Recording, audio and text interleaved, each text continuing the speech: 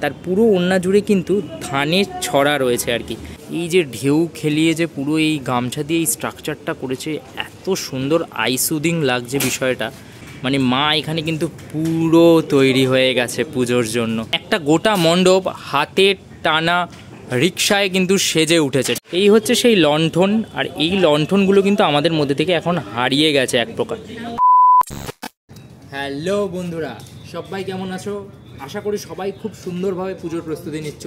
আর আমাদের চ্যানেলে কিন্তু তোমরা পুজো প্রস্তুতির বেস্ট কভারেজগুলো পাচ্ছ, আর আশা করি সেই ভিডিওগুলো তোমাদের ভালোও লাগছে। আর এই মুহূর্তে দাঁড়িয়ে আছি এমন এক মণ্ডপ যেখানে এলে তোমরা কিন্তু হাতে টানা রিকশার একটা অদ্ভুত ভাইব পাবে। আমি এই মুহূর্তে দাঁড়িয়ে রয়েছি সল্টলেক জিডি ব্লকে। এই বছর এই মণ্ডপ শিল্পী অমিত ও অরিন্দম দার হাত ধরে কিভাবে সেজে উঠছে, চলো সেটাই দেখাই। তো সল্টলেক জিডি ব্লক থেকে আমি সৌভিক, আমি Shreya, and we are Benga bloggers. But তোমরা ভাবছো এই সল্টলেক জিডি ব্লকে আসবে কি করে, চলো সেটা একবার দেখে নিই। এই মুহূর্তে আমার সামনে হচ্ছে জিডি ব্লকের আইল্যান্ড, আর আমার যদি বাঁ দিকে ঘুরে যাই তাহলে এই দিক দিয়ে স্ট্রেট কিন্তু করুণাময়ী মেট্রো স্টেশন। আর ঠিক এই অংশে এই জিডি পার্কের যে মণ্ডপ সেটা কিন্তু হচ্ছে ওই যে দূরে দেখা যাচ্ছে আর কি। একদম করুণাময়ী মেট্রো স্টেশন থেকে হাঁটা পথে কিন্তু ওই প্রায় তোমার 10-15 মিনিটের মতো, প্রায় 1 কিলোমিটার হবে করুণাময়ী মেট্রো স্টেশন থেকে এলেই কিন্তু তোমরা পৌঁছে যাবে সল্টলেক জিডি ব্লকের এই মণ্ডপে।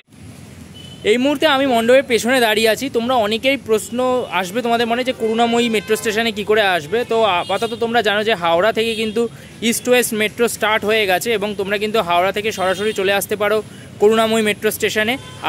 তোমার ভাড়া পড়বে হচ্ছে 25 টাকা। আর তারপর ওখান থেকে তোমরা হাঁটা পথে কিংবা তোমরা চাইলে অটো করেও চলে আসতে পারো কিন্তু জিডি ব্লকে বা জিডি ব্লক এই পার্কের এখানেই কিন্তু এলে তোমরা এই পুজো মণ্ডপটা দেখতে পাবে। মুহূর্তে দাঁড়িয়ে আছে একদম জিডি ব্লকের যে মূল মণ্ডপ রয়েছে তার একদম সামনের অংশটাতে। হ্যাঁ, মানে মণ্ডপের কাজ কিন্তু পুরো কমপ্লিট, জাস্ট লাইটের কাজগুলো চলছে বাইরের অংশে, ভেতরে কিন্তু সেটাও হয়ে গেছে। তো অমিত ও অরিন্দমদার হাত ধরে কিন্তু এই মণ্ডপটাও এই বছর পুজোর একটা বিশেষ চমক সল্টলেকের আমি বলতে পারি। কেন বিশেষ চমক বলছি সেটা কিন্তু মণ্ডপের ভেতরে গেলেই তোমরা বুঝতে পারবে। হ্যাঁ, মানে এই সব জায়গায় বেশ কিছুটা ইনস্টলেশনের কাজ বাকি আছে, বাট মণ্ডপের ভেতর অংশটা কিন্তু পুরোপুরি সেজে উঠেছে। চলো সেটাই তোমাদের দেখাই। ভিডিওর মাঝখানে তোমাদের একটা কথা বলে দিই, সেটা হচ্ছে 18ই সেপ্টেম্বর থেকে তোমাদের জন্য কিন্তু প্রচুর পুজো এক্সক্লুসিভ আসতে চলেছে। পুজো এক্সক্লুসিভ মিনস এমন পুজো দেখাবো যেগুলো ফুল কমপ্লিট হয়ে গেছে, ফুল রেডি, আর তোমরা সেইগুলো পুজোয় নিজেরা বেরোনোর আগে আমাদের চ্যানেলে দেখবে। 18 থেকে 22-23 এইভাবে চলতে থাকবে। তোমরা হয়তো 22-23-এর পর থেকে কলকাতার রাস্তায় নামবে পুজো দেখার জন্য, তার আগে সেই পুজোগুলোর কমপ্লিট লুক আমাদের চ্যানেলে অবশ্যই দেখতে ভুলো না। আমাদের ভিডিও দেখে একদম লিস্ট বানিয়ে নাও কোন কোন জায়গায় কোন কোন পুজোগুলো কখন যাবে।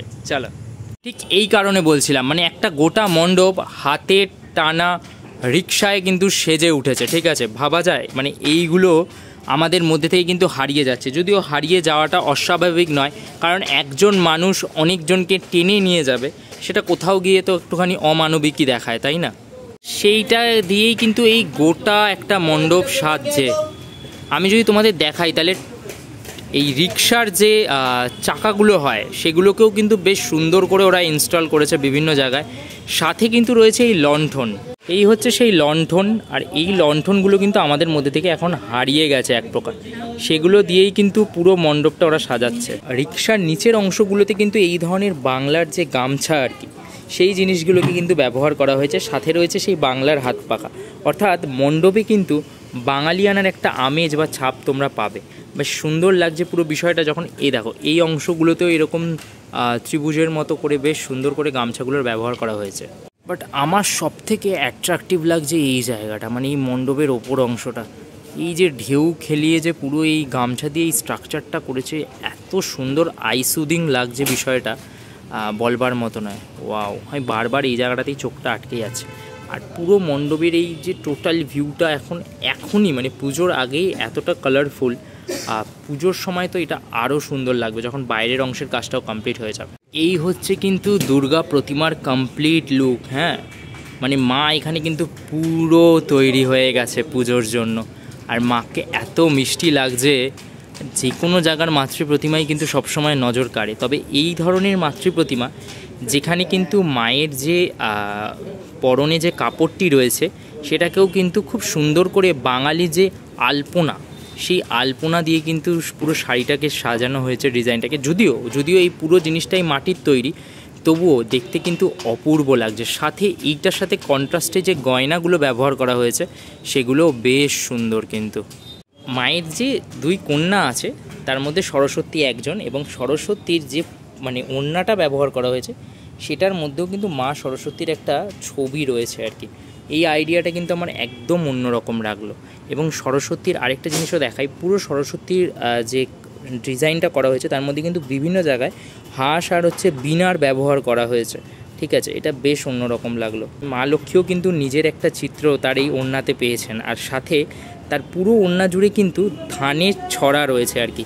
তো মায়ের যে চিহ্ন ধানের ছড়া আর সরস্বতী মায়ের বীণা, দুটোকেই কিন্তু খুব সুন্দর করে ওনাদের যে কাপড় রয়েছে সেটার মধ্যে ইউটিলাইজ করা হয়েছে।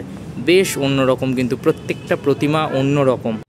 ওয়াও, গণেশটা একদম পারফেক্ট লাগছে। হ্যাঁ, মানে আমার খুব ভাল লাগে এই যে বিভিন্ন মাটির ওপরে যে কাপড়গুলো পরানো হয় এবং বিভিন্ন সাজ দিয়ে বেশ অন্যরকম লাগে। তো এটা সল্টলেক জিডি ব্লকের কমপ্লিট প্রতিমার একটা লুক।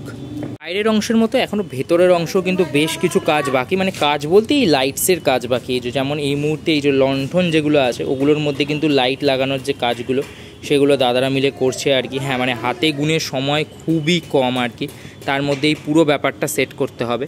তবে তার আগেই মণ্ডপটা কিন্তু সত্যি মন ছুঁয়ে যাওয়ার মতো।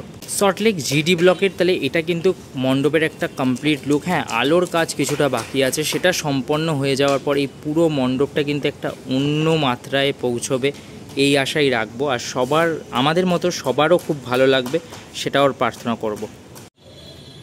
তো বিগত বেশ কয়েকটা পর্বের মতো এই পর্বতেও তোমাদের তুলে ধরলাম এমন একটা পুজো, যে পুজোটা কিন্তু বেশ খানিকটা অফবিট, বাট তোমাদের অবশ্যই আসতে হবে পুজোর সময় এত সুন্দর পুজোটাকে উপভোগ করার জন্য। চলো, খুব শিগগিরই আরও এরম প্রচুর ভিডিও নিয়ে হাজির হবো পুজোর ফার্স্ট লুকগুলোর জন্য রেডি হও। 18ই সেপ্টেম্বর থেকে কিন্তু একের পর এক এক্সক্লুসিভ আসবে তোমাদের জন্য, বি রেডি। কলকাতার সমস্ত পুজো ভেঙ্গা ব্লগার্সের চ্যানেলে। পুজো দেখার আগে একবার দেখে নাও, তারপর 22-23 তারিখ থেকে সবাই মাঠে নেমে পড়ো, ঠিক আছে?